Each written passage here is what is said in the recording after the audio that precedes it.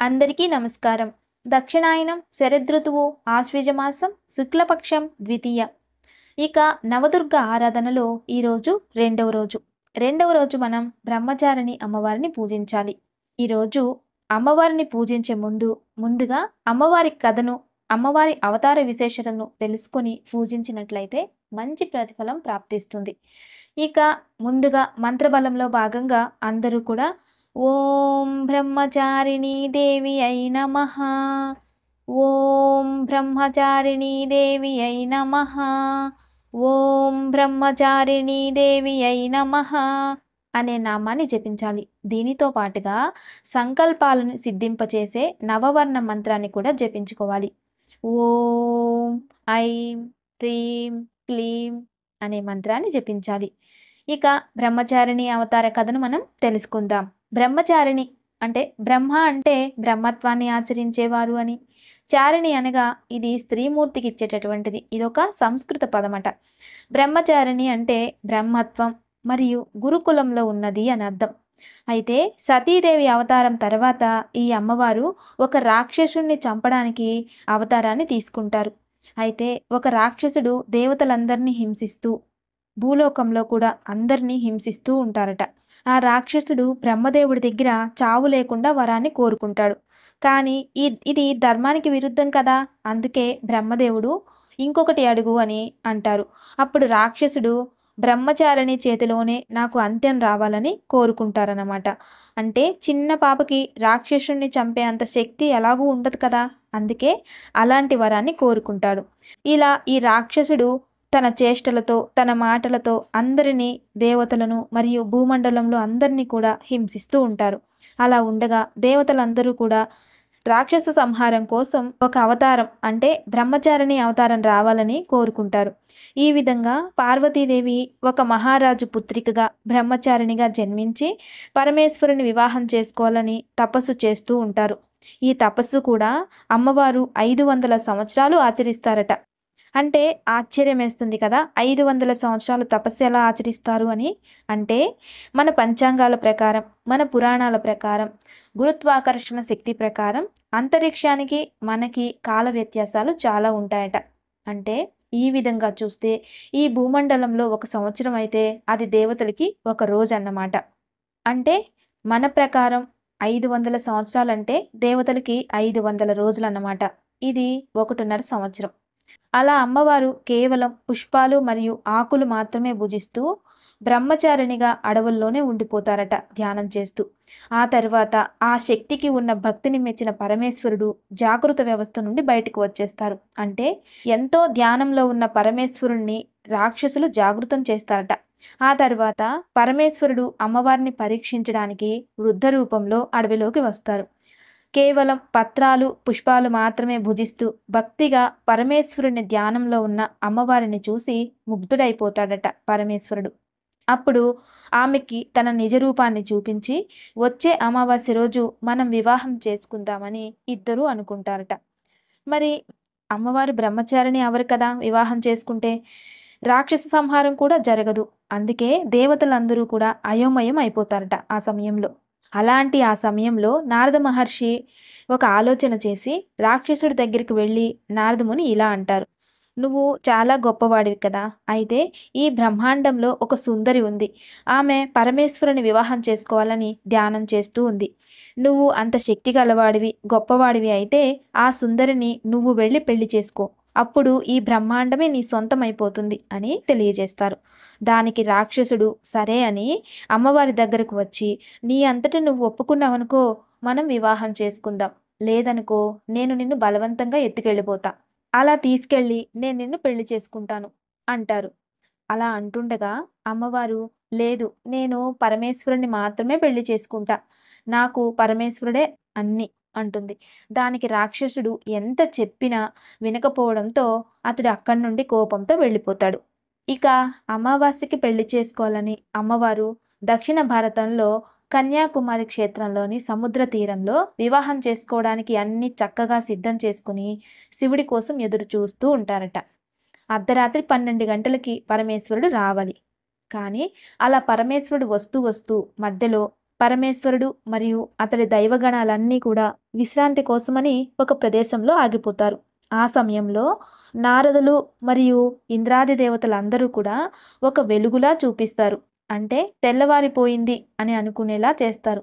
అది చూసిన పరమేశ్వరుడు, అయ్యో తెల్లవారిపోయింది కదా, మరి ఇప్పుడు పెళ్ళెలా చేసుకోవాలి అని అలా పెళ్లి చేసుకోకుండా కైలాసానికి తిరిగి వెళ్ళిపోతారు. ఇక ఇక్కడ అమ్మవారు ఎదురు చూస్తూ చూస్తూ ఉండి అలానే సూర్యోదయం అయిపోతుంది. అయినా పరమేశ్వరుల వారు రారు. అలా రాకపోవడంతో అమ్మవారికి బాగా కోపం వచ్చేస్తుంది. పరమేశ్వరుడు మాట ఇచ్చి కూడా తప్పారు అని కోపంతో అక్కడ దైవగణాల కోసం ఏర్పాటు చేసిన పదార్థాలన్నీ కూడా ఇసుకలాగా మార్చేస్తారు.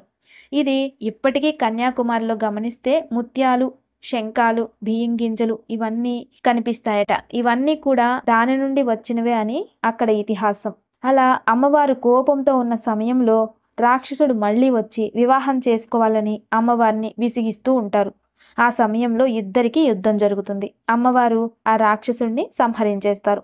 తర్వాత దేవతలందరూ అమ్మవారి దగ్గరికి వచ్చి క్షమాపణ కోరి ఇదంతా ఒక మాయని, ఇదంతా కూడా తామే చేశామని, ఆ రాక్షస సంహారం కోసం అమ్మవారి జన్మావతారమని తెలియజేసి మళ్ళీ పరమేశ్వరుడితో వివాహం జరిపిస్తామని తెలియజేస్తారు.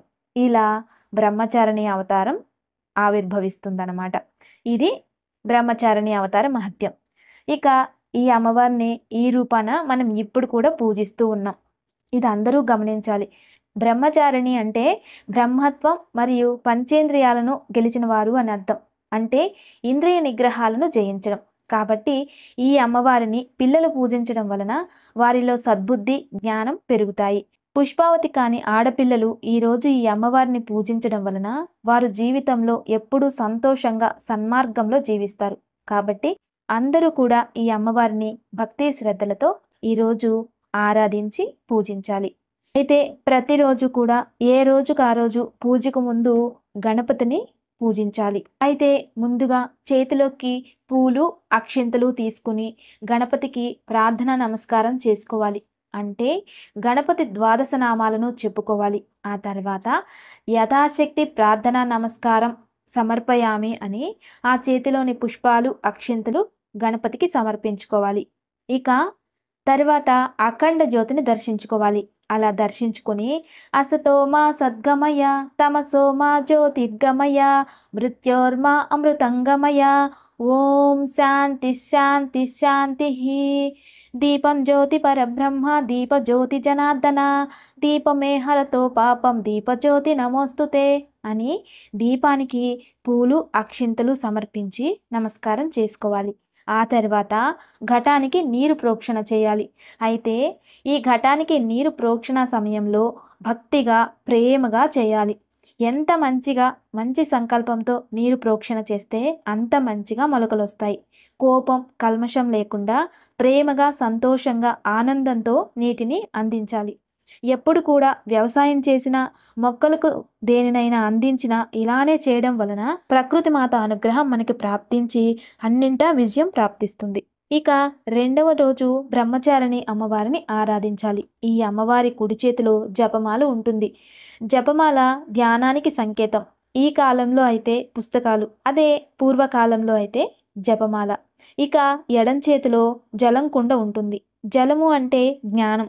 జలానికి చాలా శక్తి ఉంటుంది. ఒక మనిషిని శపించడానికి లేదా శాప విమోచనానికి రెండిటికి కూడా జలాన్ని ఉపయోగిస్తారు. అదేవిధంగా ఒక గురువు నుండి శిష్యుడికి జ్ఞానం జలంతోనే వస్తుంది. అంటే గురువు తన శిష్యుడికి తన శక్తిని జలంతోనే దారపోస్తారట. అదేవిధంగా పితృదేవతల రుణాన్ని కూడా మనం జలంతో తర్పణాలు వదిలి తీర్చుకుంటూ ఉంటాం. అంటే జలం అన్ని చోట్ల విశేషంగా ఉపయోగపడుతుందన్నమాట. అంటే మెదడు చిన్నదైన జ్ఞానం బ్రహ్మాండమంతా అని చెప్పడానికి ఈ కుండ సంకేతం. అంటే ఆ కుండ బ్రహ్మాండాన్ని, నీరు బుద్ధిని సూచిస్తుంది. ఎలా అయితే అమ్మవారు తన తపస్సుతో పరమేశ్వరుణ్ణి పొందారో అదేవిధంగా బ్రాహ్మణ తత్వం అనే తపస్సుని పిల్లలు ఆచరిస్తే అమ్మవారి అనుగ్రహం ప్రాప్తిస్తుందని నమ్మకం.